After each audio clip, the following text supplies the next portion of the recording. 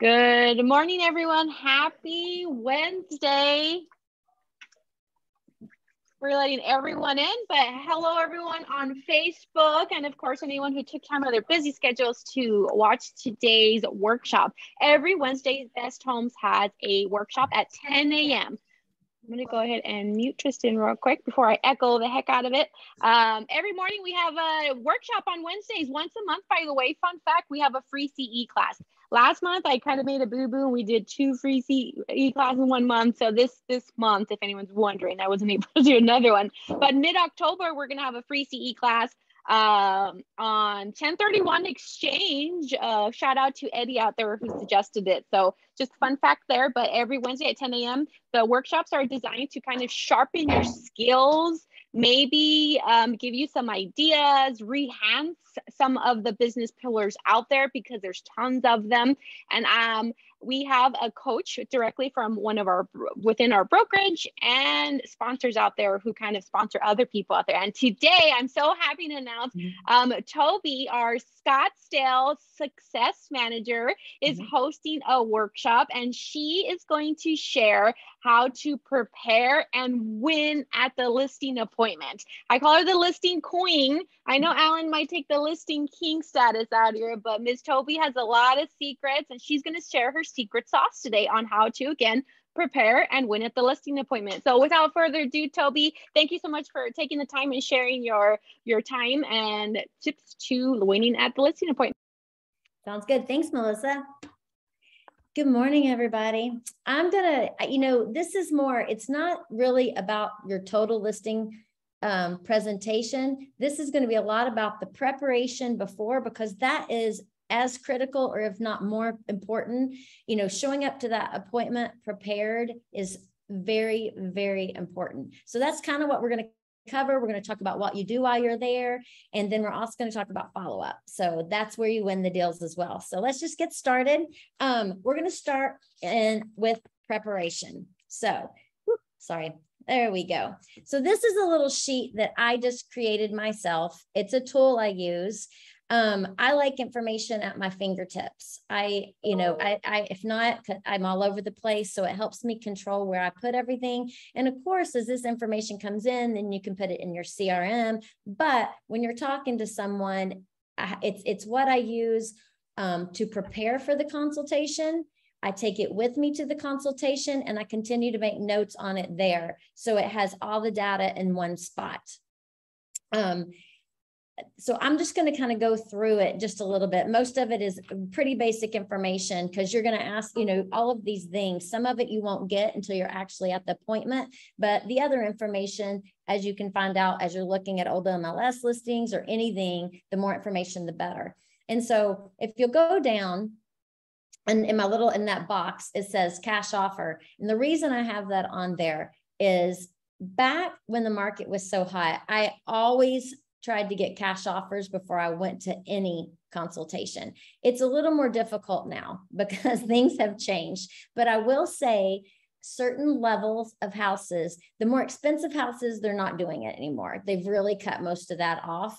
But with you're in between that, like 500 or less, it's kind of, you'll find some good offers out there still, because it depends on what their inventory is. And where I have cash offer, number one, in case the client sees it while I'm at the consultation, that's why I say cash offer, and I don't put like who it's through, but I always just go to opendoor.com.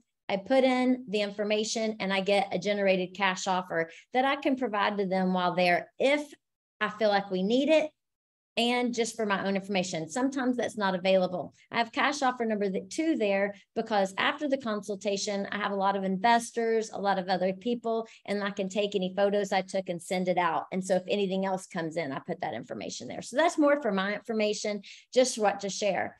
On the cash offers really quick, because that's not what this is about. You're going to go to some listing consultations and you're going to go, this would be a nightmare to list. And that's when a cash offer is really nice, because they don't have to show the house. They don't have to prepare and all those things. So it never hurts to try. And we can, if you have questions about the open door stuff, please reach out to me and I can explain it all to you guys. And then I also have on there FSBO, yes or no, because I use this same sheet whenever I'm soliciting FSBOs.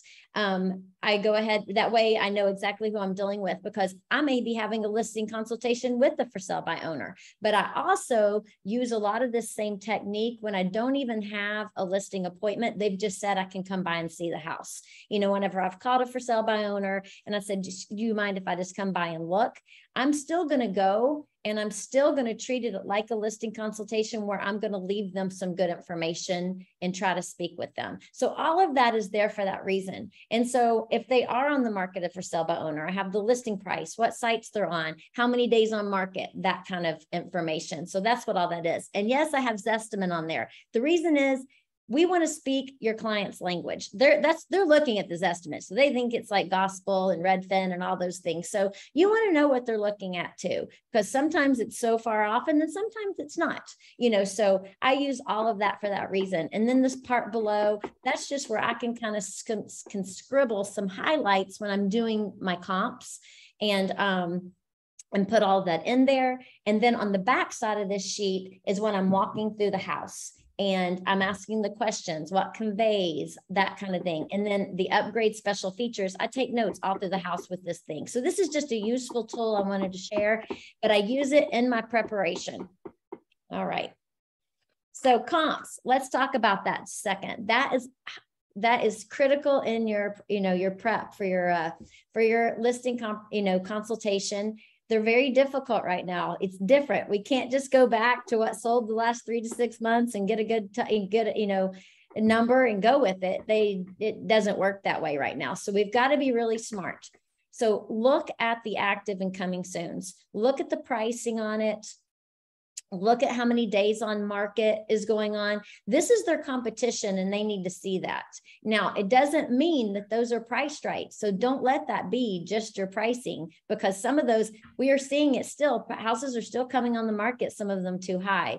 A lot of these sellers are still living in that dream that they can get more than they, what they used to could get. So, but that is a good source to go with. And then the pendings and under contracts.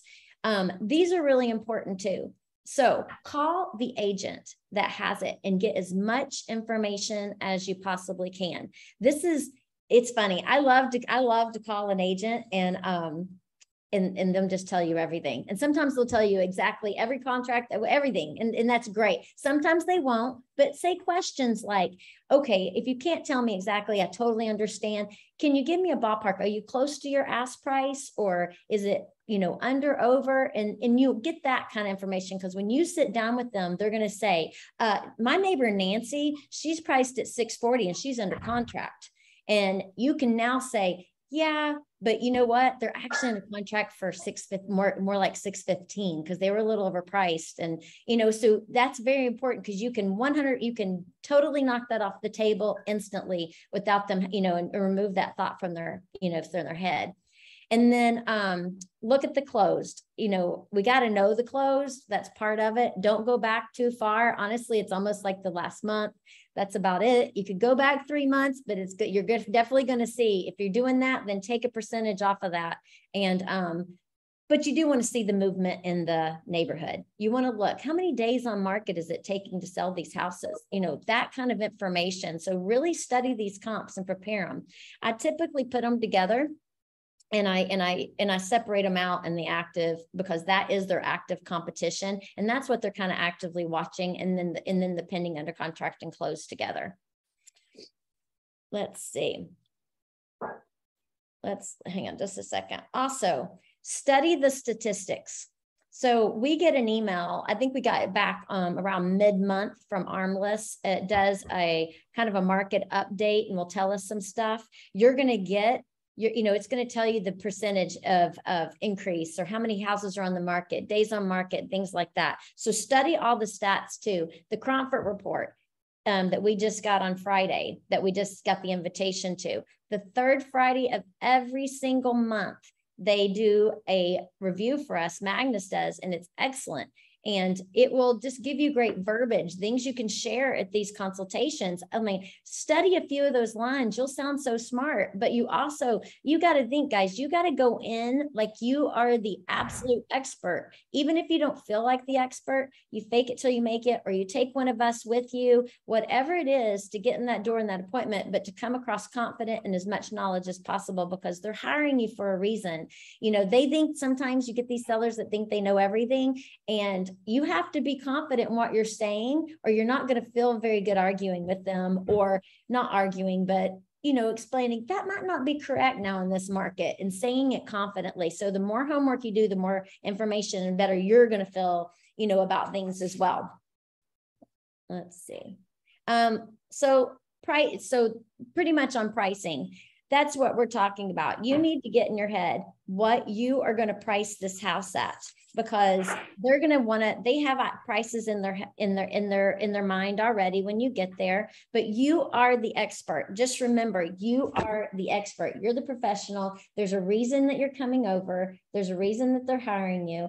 And if you just let them price the house, it's more than likely going to be too high. And I've heard a lot of agents do that. They're like, well, I just let the seller set the price. That's what you're not doing your job. You're not doing your job. Just making the client happy in that moment is not going to make the client happy in the long run.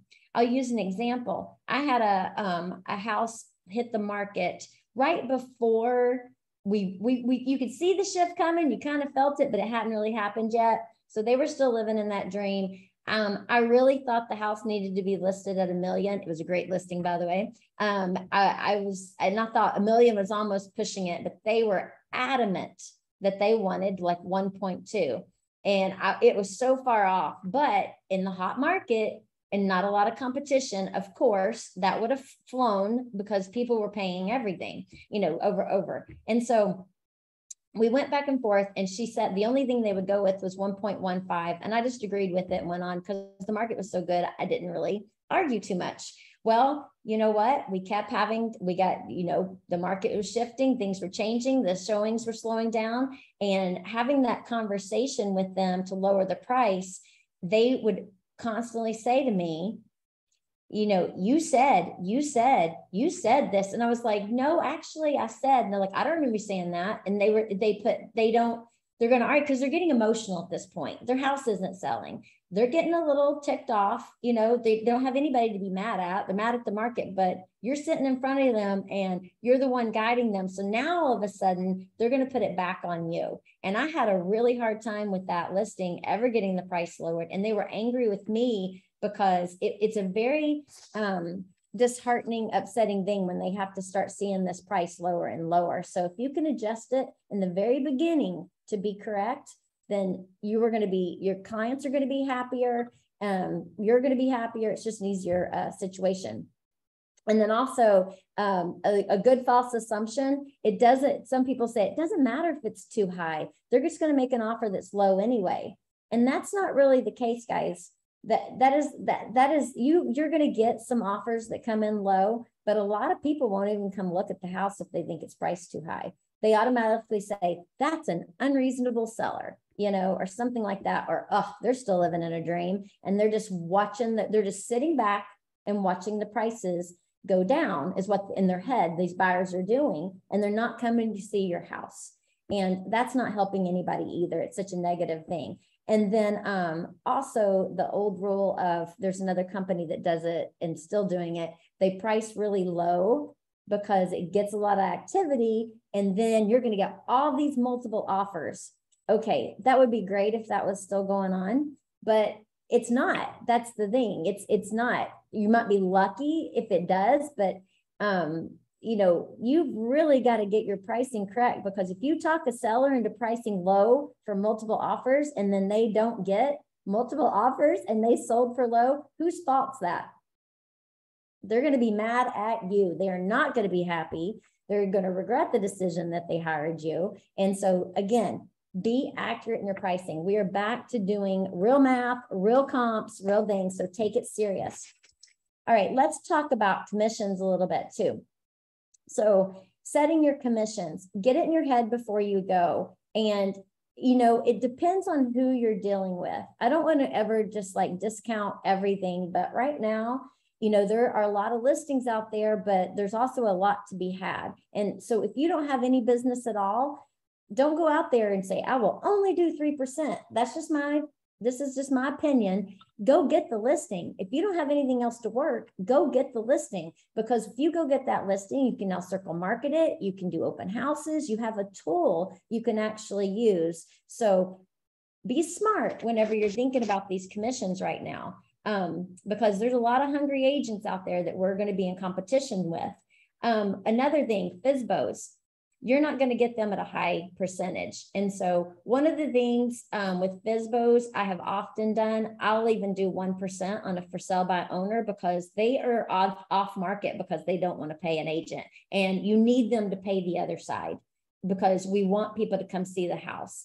And so that is one that, the 1%, I would be careful, because if it's under 3,000, it becomes a little too low. So maybe set your marketing with the for sale by owner that it's a $3,000 flat fee or 1%, a minimum of a 3%, and, and then 1% if not. So decide on that, what you're kind of thinking. I have had, for sale by owners go as high as 2, but that is the highest I've ever gotten one to sign on. And that's just me personally. But again, they're out there because they are trying to save money.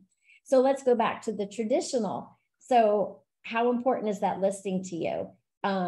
If you go into and you've done your homework, let's say, and they have a really big mortgage and they don't have a lot of equity in the house, maybe that's a good reason to, they have a different motivation there. The commissions are going to be very important to them as well. Really expensive homes, when you go into the super high commissions, it's very expensive. So you just kind of have to be smart. However, one great negotiating tool is say, I will list for this if you let me allow you to help you buy a house too. So a lot of people will do only 1% if they get the buy side as well. So there's a lot of negotiation tools as you're coming up with commissions. And so maybe just talk to your success manager too. You can kind of decide on where you want to be at and what you want to go in at. Know the neighborhood. Okay, I learned this the hard way. This is just a great lesson we all need, especially on the West Side, where you've got newer neighborhoods or the huge communities all over that have tons of stuff like the multiple pools, the clubhouses, the fitness centers. They have all kinds of things. There's a lot. Robeson Ranch is one of them. And that was my example. So I go to this listing consult. I think I'm prepared. I've done my comps. I did some of the things we talked about, did my deal. And I did not, he started interviewing me. He wanted to know exactly what I wanted, what I knew about this community. And he turned the table on me. And you know what? I didn't know that much. Could I have figured it out? It was so simple. It would have taken me another 10 minutes to probably drive through it. He goes, so you tell me. He said, you came in one gate, where's the other? And he's like, it's actually more crowded, and he was a little bit of an on-railed guy, but he wanted me to know my stuff. And he quizzed me on how many pickleball courts. He quizzed me on all kinds of things. And I did not know. I failed miserably. And I told him, I was like, that is all things that I'm going to leave here right now and learn. Anytime I get a listing, I know all about it. But he wanted me to know before I got there. He was not important his view was he was not very important in my eyes, that I didn't take the time to do this. So know the neighborhood, know all of these things, talk their language, go, oh my gosh, do you all use the fitness center, or are you all in a pickleball league or whatever it is? And then they realize, oh, she actually knows Robeson, because there's a lot of agents that pride themselves on certain neighborhoods. And they want all of them. And you know what? They do know everything. And that's often the go-to. So if you want to beat them out, you need to have as much knowledge as they do. So do the research and know the neighborhood. So I build like it's just a listing consultation folder. I have mine little here, and I put in there everything I need at the consultation, but I also have leave behind materials for them. And this is just personal stuff. You can absolutely change the, you got to speak from your heart. It's got to come across from you. So if there's certain things that you like that maybe helped you, you could include it. But for me, I just kind of use some basic stuff. And again, I put that information sheet that I showed you guys, this one right here. That's my very first thing, because when I get to the consultation and we sit down at a table, I take it out with my pen and I am writing down any and everything important that they have to say about their home, their why, and all those things, because I need that info. So I have that first and foremost. And then I have some sort of information sheet on Best Homes and myself, just something simple. And we can help you come up with that for you. I have the comps in there. And then I have this little thing. I have a worksheet and action items, which I'm going to show you. So my little worksheet is this right here. So I sit down with them, and before we start talking about pricing and I write anything in there, we haven't looked at the house yet, so I don't really write that in there. But I'll leave all of this blank. I'm sorry, before I go. And the reason is I want to sit down and talk with them, because if I haven't fully seen that house yet, I may change my mind when I get there. They may have a different motivation that changes my mind. They may need to sell in 30 days and get the Dodge out of there. So you've got to price it accordingly, things like that. So I don't fill this out. I put this in there blank. And then I also have an action items list that I created. And that is for me to leave behind, because I am assuming I'm getting this listing and they're going to have a little bit of homework to do. They're going to maybe have to clean their counters or little things, or maybe I need them to call the HOA and get all of the details for me. They need to fill out their spuds, things like that. This is like their action item list that I can leave behind. It has my name on it, has my phone number. I'm all in their face. And it's just a tool that I can give them. Hang on, get back.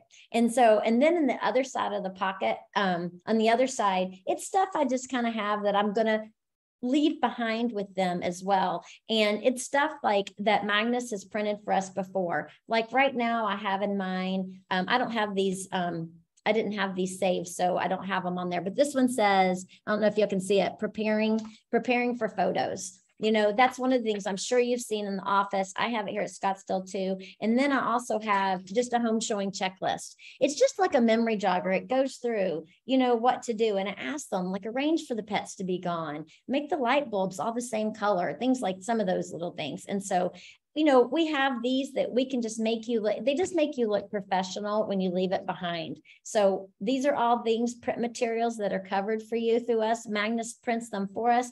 You can customize them. You can put your photo on them. Kelly will make them all customized to you, where it makes you look like a rock star.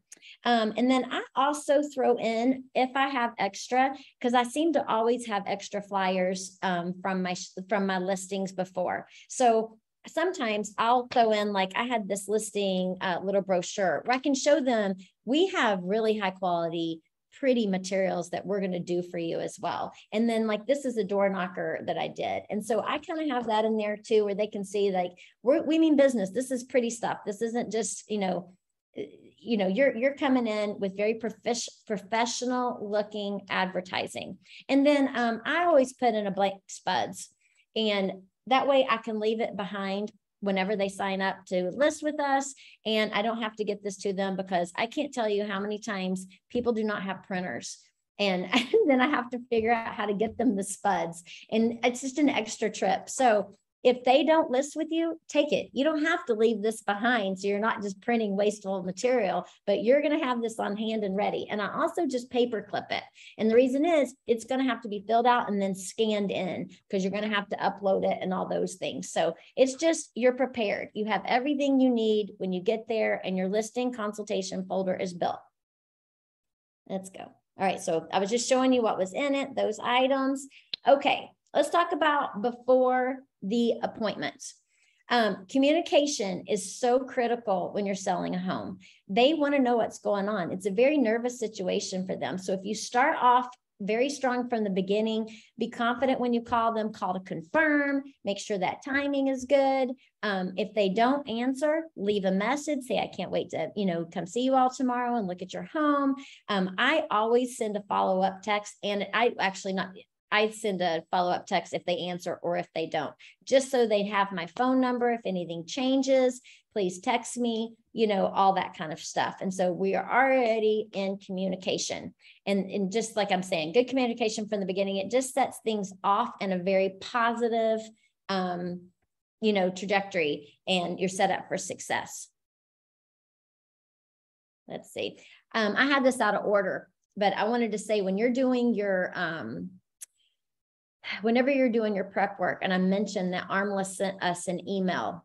They do this every month. This is an example of what was in the stats that they sent out. So they said right here, total inventory has a month-over-month increase of 5.2%. So you can see when they're sitting there looking, if you look at last year, there was only 11,000 properties on the market last year. We have almost 22,000. That is a huge difference. They need to understand this. They know the market is shifted. They know that they don't really know why. They don't know what all's going on and the details that controls a lot of that. So all of a sudden, everybody wanted to list their house because they feel like they missed the mark. And now, you know, a lot of people came on quickly and we're still seeing it grow. So they need to understand that that's another reason it's critical to price their house right. Same thing down here. Average days on market. This sets the expectation, because we are, you know, we were back where if something was on the market 20 days, something was wrong with it. We are long gone from there too. And we're seeing a lot higher days on market. And this is the average. This isn't, you know, like the highest or the average. So this is what I was talking about studying before you go, having this information, print this off.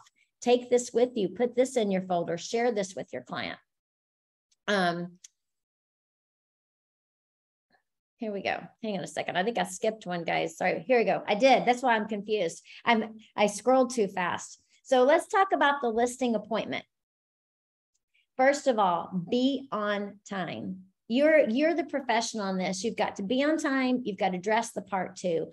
You know, nobody wants to hire a slob to sell their house. They don't. You know, you are representing them. So look good when you go in there. You don't have to be overly shiny. You also need to mirror and match. I don't know if y'all have ever heard that term, mirror and match, but you need to mirror your audience. You know, it doesn't mean you have the same thing on, but you don't want to go in there and, you know, $1,000 suit if they are just not even comfortable around that. You know, it's you're not their person. And so, you know, kind of know who you're talking to, dress the part, just look good. That's all. It's just look good, look like you are a professional. And then when you get to the door, sometimes they'll go, what do you want to do? Do you want to see the house? Do you want to sit down? You know, they don't know what to do. They don't know. So you need to control the dynamic and just say, man, I would just love to sit down for a minute on the couch or at a table where we can talk and get, you know, and get the discussion going. So you sit down and you have a really good conversation with them. Get to know them. Okay. Ask them, do they have kids, grandkids? What are their hobbies, different things? And then, you know, tell them a little bit about you as well, because this is the thing, they're hiring you. They're letting you in their house. You know, you're going to be spending time there. They need to be comfortable with you. And it's funny, once they also feel committed to you, the more they know you. And that's kind of important. One of the things I am is a relationship salesman. I always have been. Anytime I've ever sold anything or done anything, it is about the relationship for me. And that's what helps me be successful. If you're going in and it is totally a transaction for you, you may miss the mark on a lot of people, because this is a personal situation and it may take a little bit. You're going to be talking a lot and they need to trust you. They need to trust that you know what you're saying. They need to trust whenever you tell them we need to lower the price, that you're not just trying to get rid of a listing and you're not doing it for, you know, selfish motivation, but it's truly the market. So letting them get to know you, you can know them, you're starting to build that. And it's super important. And then one of the most critical things you can do while you're discussing this is, what's your motivation? You know, why are they selling? This is a big thing to understand. Like we talked about a few minutes ago, if they have somewhere they have to be, a job in 30 days, or they have, you know, they need to go, they need the money to buy another, you know, they need to, it's somewhat, you know, maybe it's a death and it's, you know, like the family just wants to get this finished. You know, you just don't know what it is, but understand their motivation, because that's going to help you price. And it's also going to help you understand where they're coming from and what their emotions are. And also back to mirror and match, that even goes in what they're saying. So let's say a client says, we don't have to sell. If I don't get this much, I'm not selling. You know what? Don't argue with them. Don't just repeat it back and say, you know what? I understand you don't need to sell. I totally get that. So what would maybe be the least you would take? Or, understand where they're at, because everybody has a different motivation, and you're just going to get along a lot better with them. And then also, it is so easy to forget to ask the question, where are they moving and are they buying? So many times we're so concerned on the listing itself, we forget about there's a whole nother transaction sitting there waiting on us that we can get if we mention it. Even referrals, if they're moving out of state, ask them if they've started looking yet, ask them where they're going, and if they found an agent, and say, I would love to give you a referral, and go online. First of all, first class, we probably have agents everywhere. We have a lot of referrals we can pull that way. And then also get online, do, Google searches, anything, find someone, call them, see if you like them. If you do, then give their name out. And now you're going to get at least a referral out of that for having that conversation. Very important to do. Once you've kind of gotten to know each other and you've had all these, kind of had some discussions and you're feeling comfortable with them, ask them, say, if it's okay, why don't you give me a tour of the house now? And that's when I take my little info sheet that I showed you in the beginning, and I write down everything they say. Ask them on the tour, please share with me any update, upgrades or updates, or anytime you put money into the house, where's that at?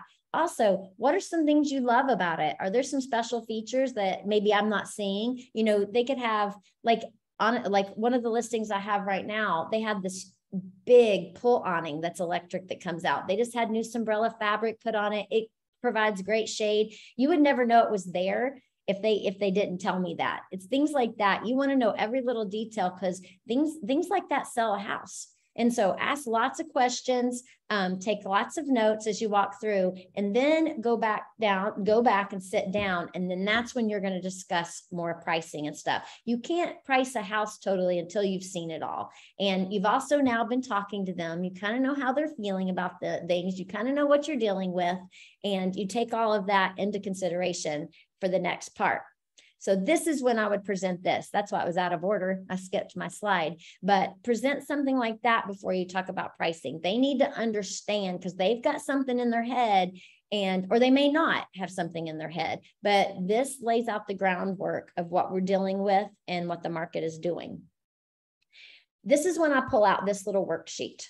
And so a lot of people, you'd be surprised, they don't know how real estate works. They don't totally understand the other side. And there's so many people calling them saying, there's a lot of discount brokerages out there say we list for 1%, Redfin, a lot of those companies, but they don't talk about the other side. And people, you get there and they don't understand that it's actually two percentages combined and what that really means. So I created just this little document just as a talking point. I put it on the table, and I tell them there's two sides to real estate. And I say, there's the listing agent. That would be me. Always talk like you have the deal already. That would be me. So when you hire me, it costs a certain percentage for me to sell your house. And you can put in there what you want to. You just write it in there. I'm willing to list this for 3%, 2%, 1%, whatever you come up with, you put it in there and say, with that, we do all of these things down there. We're going to have somebody come do really pretty professional photos for you. We're on the MLS, of course, which is where everybody sees it, which feeds a ton of different websites. There's probably 200 or more websites that MLS feeds. You're going to have a nice yard sign put on. We network. We do open houses if you're willing for that, and talk about the open house process a little. Say, we love to circle prospect before your open house even happens. Go tell your neighbors about it. Would you be interested in doing maybe an open house, like happy hour on a Friday night before we do the open houses on Saturday, and we invite all the neighbors to come. So we get the nosy neighbors out of the way. So you actually know what true traffic you have on the Saturday and Sunday that we're going to do the open houses. things like that. If it's a vacant home, ask them, say, do you care if I do open houses every day? I want to sell your house. I mean, let's be honest, the open houses are as much for us as anything, but if they have a vacant property, get their permission and use that as your new office until that house sells, or let other people use it as an office, because you could get one person come see it all day long, but that one person may not be represented, and now you have a buyer. It may not be for that property, but now you have someone to go help. That's how you get clients. Open houses are a phenomenal way to do it. So if it's only a minimum and they'll only let you do it on the weekend, do it. But if they'll let you do more, do it. But have that conversation with them. Talk about, we have very professional advertising. You can pull, that's when you can pull out of your folder some examples of some things that we have. We've got a team of experience, and I like to use the word team a lot.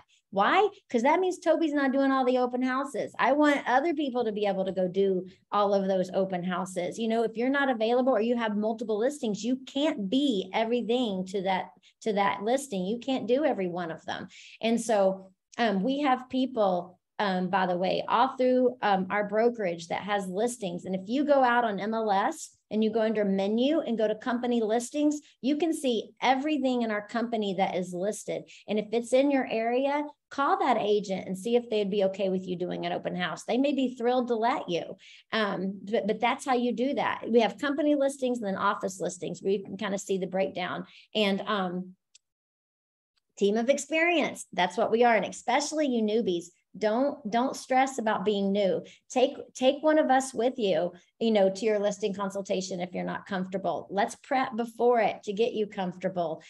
Use the word team a lot. When people say, they may ask you, how long have you done real estate?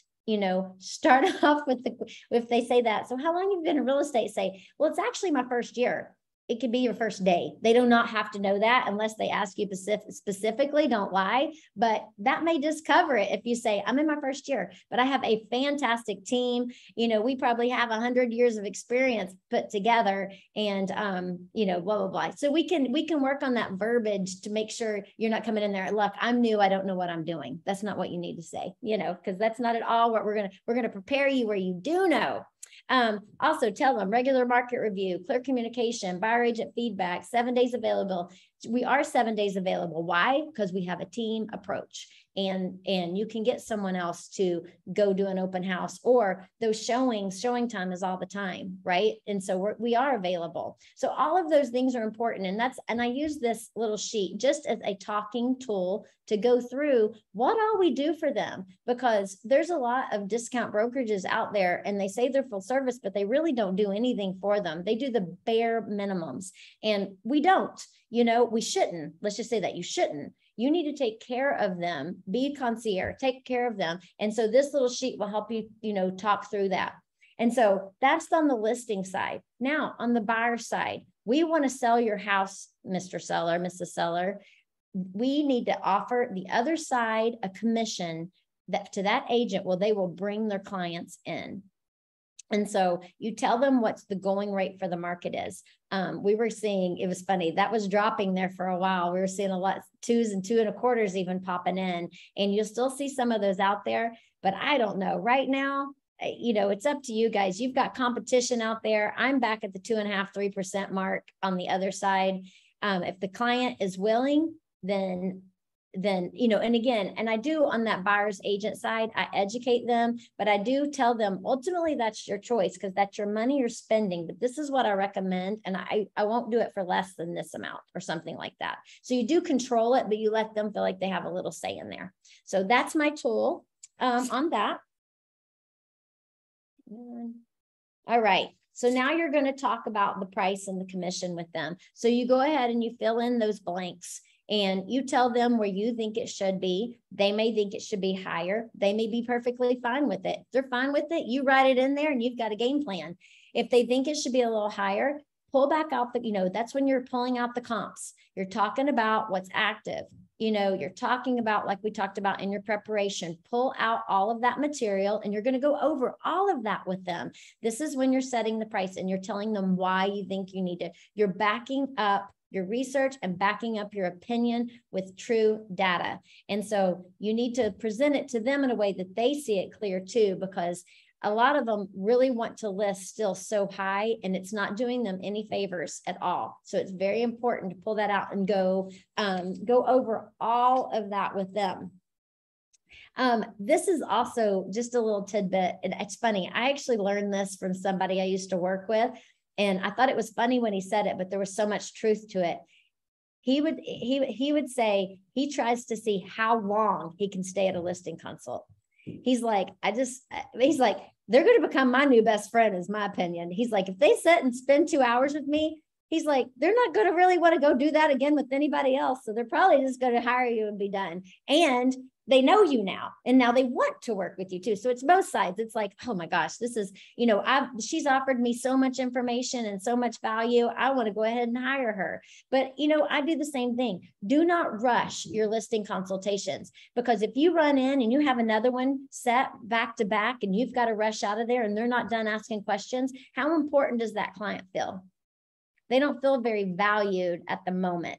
And so you need to make them feel important, and you give them attention. You talk to them. This could be a very emotional time for them. You don't know. Now, you're also going to get those that are like, can you hurry up, get out of here? And you know what? You mirror match. You get out of there. You get your work done. You get your conversation done. You talk about it and you head out, because you don't want to bug them either. So again, watch your audience and, do according. Let's see. Seal the deal. Okay. This is important. Again, assume you're getting the listing. Assume that you're getting the listing, and just kind of talk in that format. Confidence is super attractive. So the more not, you don't want to talk over anybody's head, but you just want to be confident in what you're saying, where they trust you about the market. If they say, you know what, we just need to talk it over and think about it. I'd say, I totally understand, but is there anything holding you back? Is there some additional information I could give you? Is there something I'm not offering that maybe someone else is? Have you gotten a lower, commission price? And that's when they may be truthful and go, actually, yeah, there was one person that came by and they said they would do it for X amount or whatever.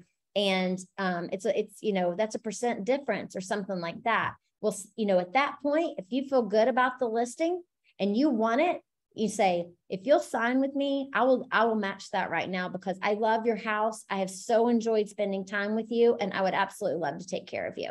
Now you made them very important again, and you're the one in front of them. You're the one that can move forward with things, and hopefully they'll jump on board with that now. That, again, is just verbiage you need to have ready to go.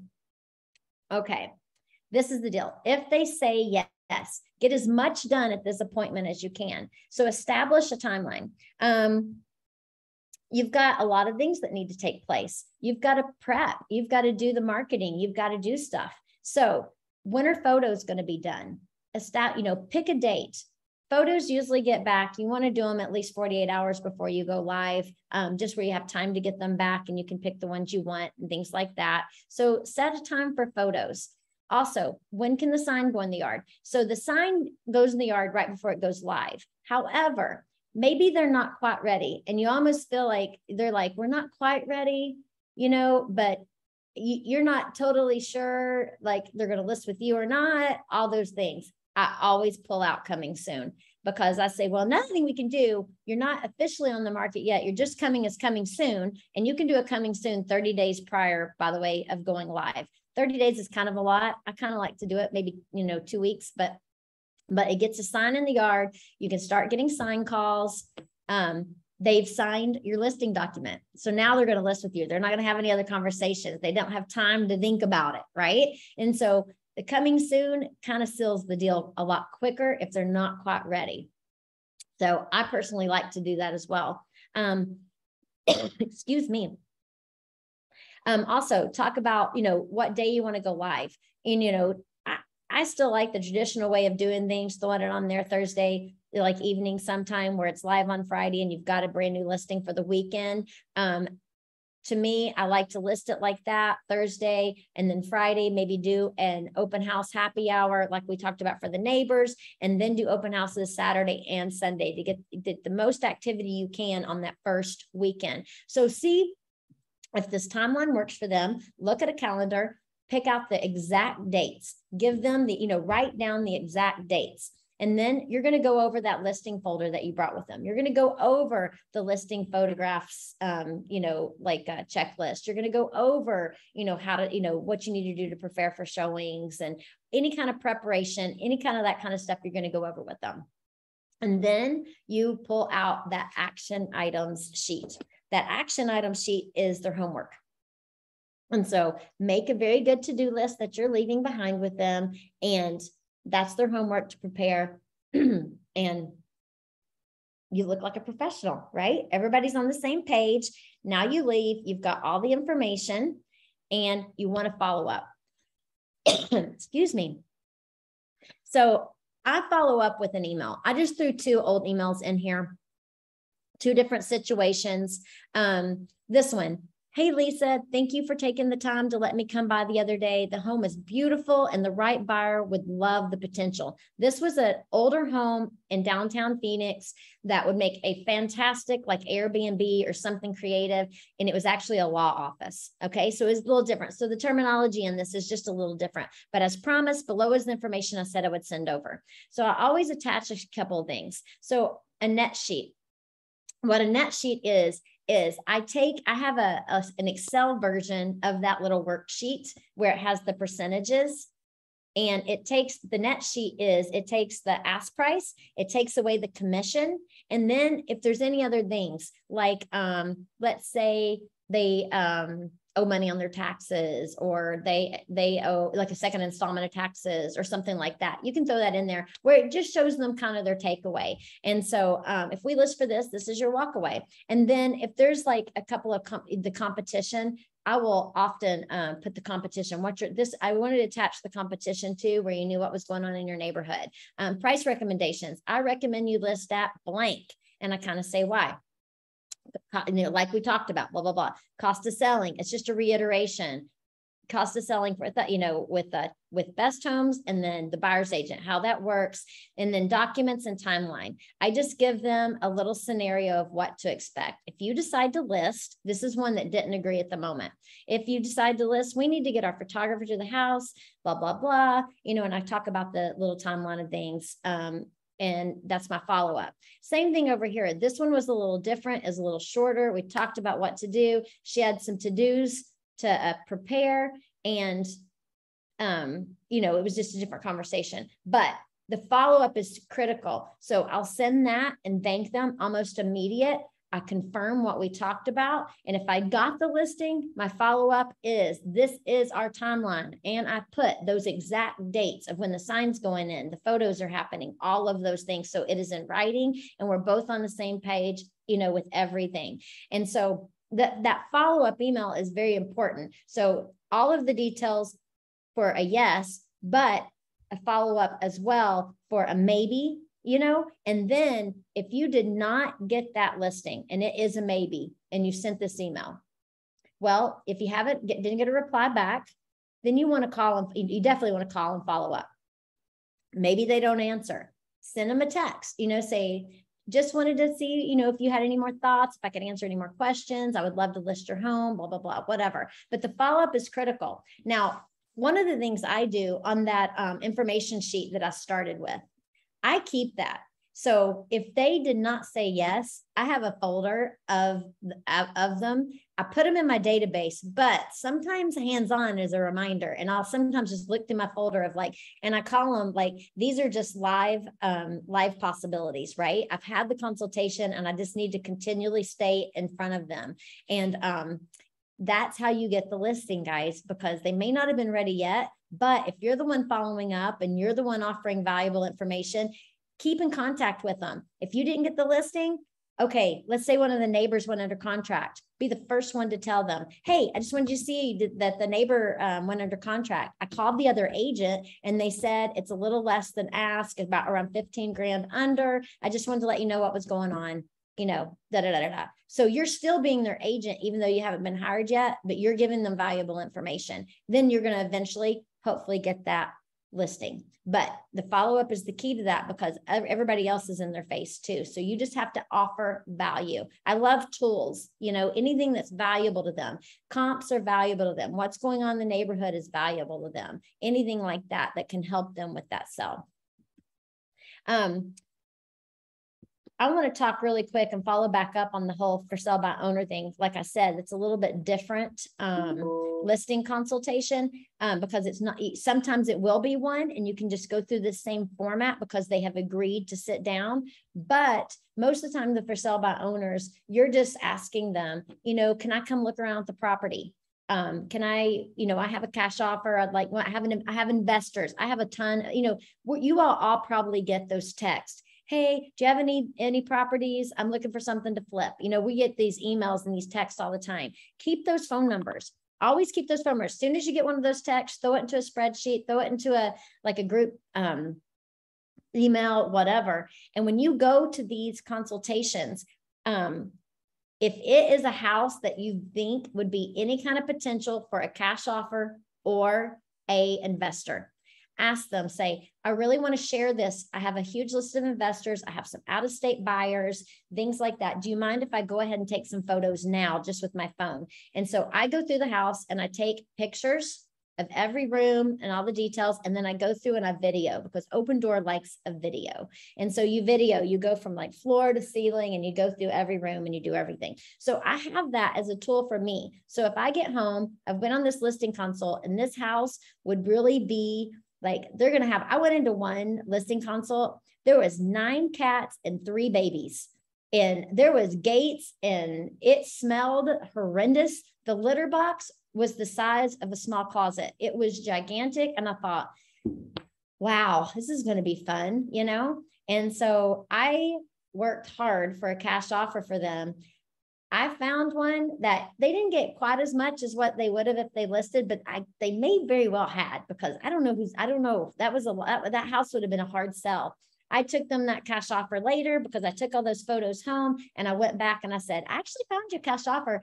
And we went under contract very quickly. And I never had to, I still put a sign in the yard because I had it as coming soon. And so I was able to get, you know, possibility of sign calls, but really I didn't even need to do that because within a week I'd found a cash offer. The clients were thrilled. We went under contract. So never disregard those texts you get too. There are people out there looking for houses. They're looking for rentals. They're looking for flips. And maybe some of those houses are awesome options for them.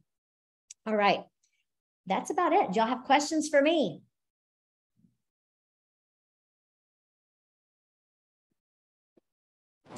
I have a question. Thanks. Okay. So I actually have a listing appointment this weekend. He actually has several houses, but it seems like most of them are going to be more so like investment type properties. You know, they're more land and kind of have houses that haven't really been taken care of that he kind of just wants to get rid of. So how would you approach a listing that you know is most likely going to be, you know, like a cash type sale or something of the sort? How do you deal with that differently? I would absolutely go to opendoor.com and get a cash offer, because this is how Open Door works. If somebody's already requested it in the last 30 days, it's not going to let you get one. It won't even give you the option. It says, oh, it looks like you've already been here or something like that. I can't remember the terminology, but it's not gonna work, you know? And so, but so many of them have not reached out anymore. And, you know, their advertising and everything isn't as much right now. They're in a weird spot. So actually Brandon and I were working on this the other day, and some of them are crap. They are so low. Then he got one that it was literally as high as what we could sell the house for. It was perfect. It was the ideal situation. So they're still out there. It just depends. So maybe these properties like you're talking about, I would go ahead and get as many Open Door offers. So if you even can take, even if you can only, like, if you have 6 properties and there's only 2 of them that you can get a cash offer, it still looks like you're working for him, and say, I need pictures and I need a video. And then I may be able to get you some other offers. And then you can also, you know, try to list them if you want, but, can I say something too? Who was that? Said that Heather, can you send me all of those deals, like whenever you've got them? Cause I have 15 people I need to get in front of with distressed properties. So that's perfect. So before you do anything, let me just send them over to me, please. Yeah, Brandon's been working the investors and the for sale by owners, and that's exactly what we're talking about here. These distressed properties are what they're looking for. And now some of them are some crazy lowball offers, but you know what? Some people don't care. They didn't pay much for it and they just want rid of it, and they know it's going to be a headache. And so maybe they'll go ahead. You just don't know. You just don't know. That's what I mean. But the thing is, you are looking like you're doing your job when you're bringing it to the table. And if you know it's a lowball offer, go, I am so sorry. I know this is low. I mean, acknowledge it. It's not that you're offering it, somebody else is. You still need to present it to the client. You're still working for them and showing them value. Okay, thank you. You're welcome. Really quick. So you're saying to try to find cash buyers for sale by owners through Open Door? Yeah. And I'm going to tell you, it's going to be a harder thing than it used to. I'm just saying it takes you 5 minutes and it's a good possibility. You know, if it is an option, take it. Okay. But it may not be. I'm just used to, you could get one for almost everything. But, and now I think Open Door and OfferPad combined, didn't they? So I don't know. Used to, you could get a couple, but honestly, go to opendoor.com and do it. You're going to create a login and you're going to have like a little account with them. And it will show you every property that you have gotten the offer for. Just for a warning, you have 7 days to claim that offer. So don't do it and don't go wait to go see somebody for 2 weeks.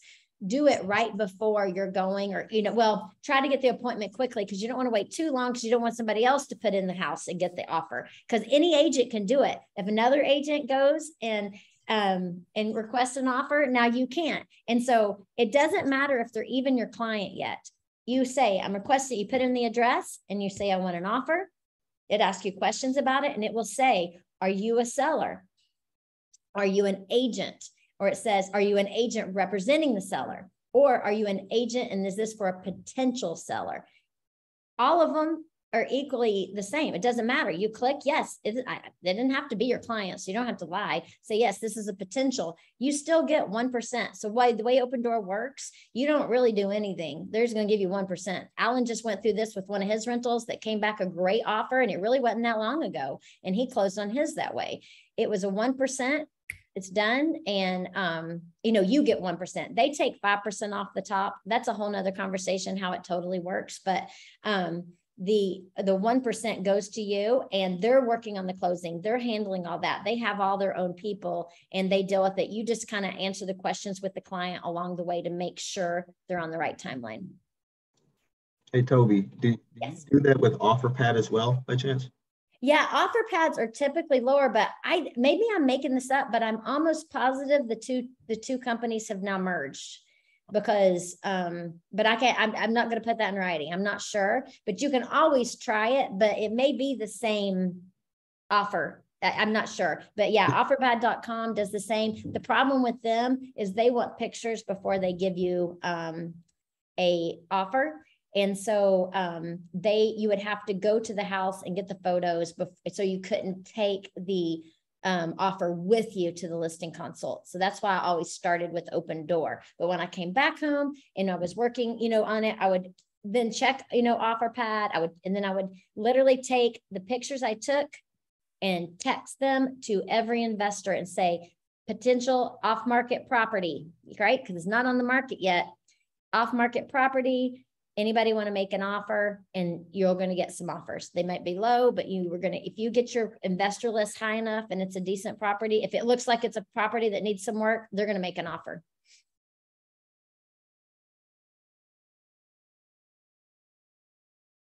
Any more questions? Hey, Toby, Adolfo here.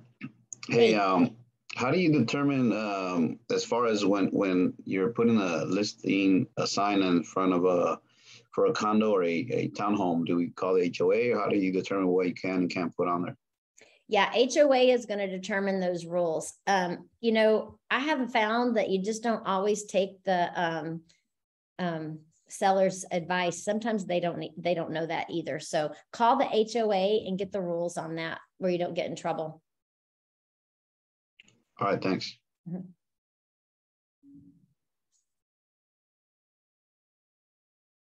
Any other questions?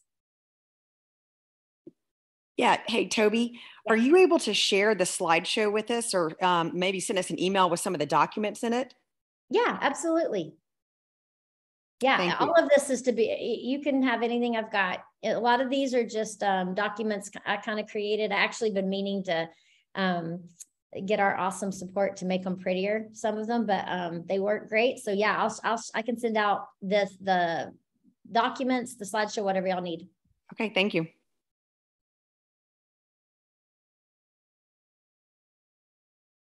Anything else?